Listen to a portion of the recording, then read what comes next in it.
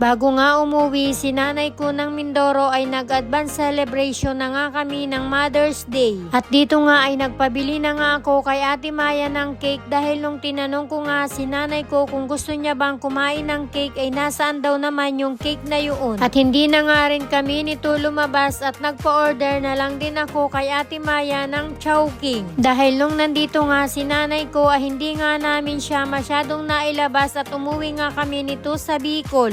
Tapos pagbalik naman namin dito sa Maynila ay magbobotohan na nga at kailangan na nga din niyang umuwi pa Mindoro. Kaya sabi ni Daddy bago nga umuwi etong si Inay ay pakainin nga ng medyo masarap-sarap. Kinabukasan ay eto na nga yung araw na susundo na nga kami doon sa aking pinsan. At dahil taga Batangas nga yung aking pinsan kaya naman sabi nga namin kay nanay ko ay sumabay na nga siya para isang hatira na lamang. At alas 3 pa lang ng madaling araw ay gising na nga kami dahil nag-update nga kay Daddy yung aking pinsan na maaga nga siyang bababa ng airport. At pakiramdam ko nga ay hindi na nga nakatulog itong sinanay ko dahil gumayak na nga siya ng mga oras na yan. At maski na nga rin itong si Ate Mayan dahil nakagisingan ko nga siya ay hindi pa rin natutulog. Kaya medyo inagahan na rin ni Daddy ng pag-alis para hindi nga masyadong matraffic. At na-traffic lang naman kami ng bahagya sa may bandang Delpan. At pagkatapos nun ay mabilis na nga naming narating etong airport. At pagkapasok nga namin dito ay chinek nga namin yung pagbaba ng kanyang eroplano. At kada naman merong lalabas na mga pasahero ay wala na nga kaming ginawa kundi nga ang bumangla.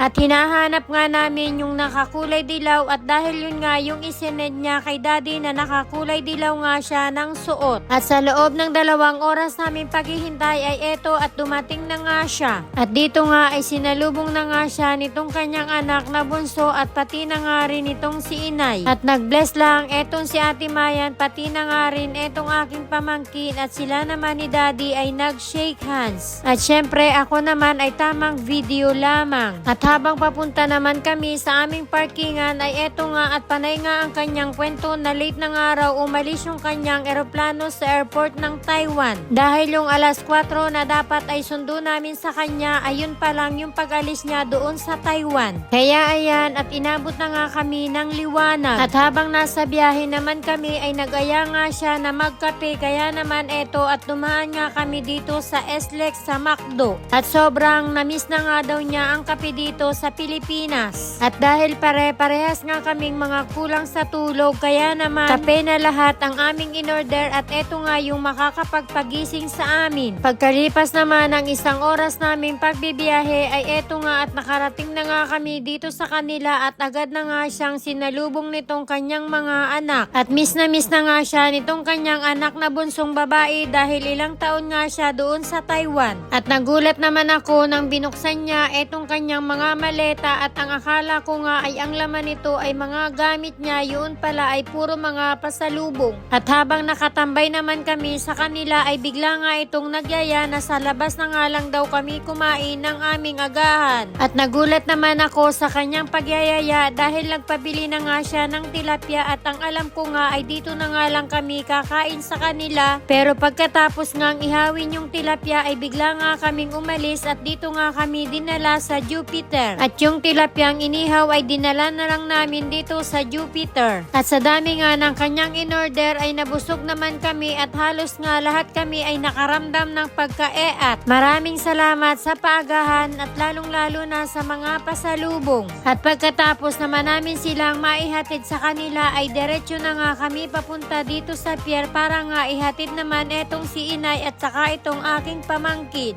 At apurado na nga dyan si Inay dahil nga baka raw sila gabihin sa kanilang pagbibiyahe. At pagkabigay ko nga kay Inay ng kanilang budget ay itinago nga niya yung iba at maglalabas nga lang daw siya ng kanilang pamasahe. Hindi nga yan sanay na nagbiyabiyahe kaya naman natatakot na baka nga sila ay gabihin. At habang papasok nga silang maglola sa terminal ay abot tanaw ko pa nga sila. Dahil ayoko pa sana silang umuwi, yun nga lang ay magbobotohan kaya nga napilitan na nga silang umuwi. At bago naman kami pumasok sa SLEX ay eto nga at dumaan nga muna etong si Ate Mayan sa 7-Eleven para bumili nga ng inumin ni Daddy dahil medyo nalolobat na nga siya sa mga oras na yan. At habang nasa biyahe naman kami ay tinawagan ko na rin ang maglola at nakasakay na nga sila ng pang-alauna at nakarating naman sila sa Mindoro ng 9:30 na ng gabi dahil nga matagal umalis yung kanilang sinakyang van.